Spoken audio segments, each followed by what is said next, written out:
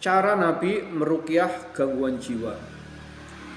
Ubay bin Ka'ab menceritakan, kami berada di sisi Rasulullah, lalu datanglah seseorang dari suku Arab Badui.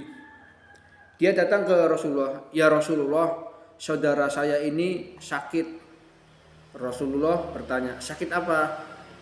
"Gangguan jiwa ya Rasulullah." Lalu Rasulullah berkata, "Bawa saudaramu ke sini." Lalu orang Arab Badui ini pun membawa saudaranya ke hadapan Rasulullah. Kemudian Rasulullah membacakan ayat-ayat berikut. Pertama Al-Fatihah, kemudian 4 ayat permulaan Al-Baqarah, lalu Al-Baqarah ayat 163, dilanjut Al-Baqarah ayat 255, lalu akhir Al-Baqarah ayat 284 sampai 286.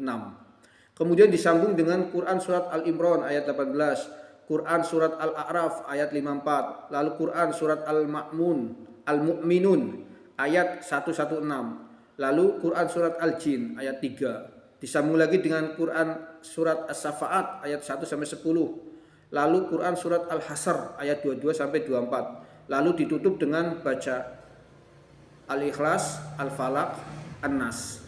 Itu cara Rasulullah. Ketika setelah Rasulullah selesai membaca ayat-ayat tersebut, tiba-tiba orang itu tersadar seperti baru bangun dari tidur atau seperti baru bangun dari pingsan. Dia sehat seperti sedia kala. Perangainya, sikapnya, ucapannya dan lain sebagainya seperti tidak pernah terjadi sesuatu.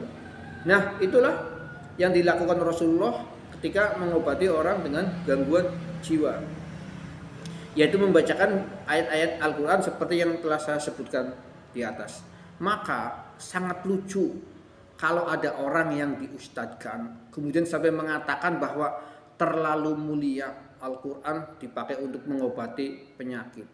Itu yang ngomong seperti itu, dulu itu pernah saya dengar, itu yang ngomong seperti itu termasuk Ustadz Danu. Itu pernah ngomong seperti itu. Itu yang ngomong seperti itu, dia itu tidak membaca sejarah Rasulullah, tidak membaca hadis.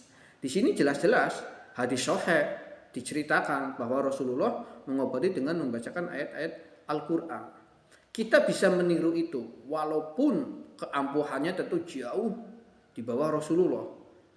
Yang bisa kita lakukan hanya meniru membacakan ayat-ayat Al-Quran untuk penyakit gangguan jiwa. Adapun soal kesembuhannya kita pasrahkan kepada Allah, karena Allah yang maha menyembuhkan.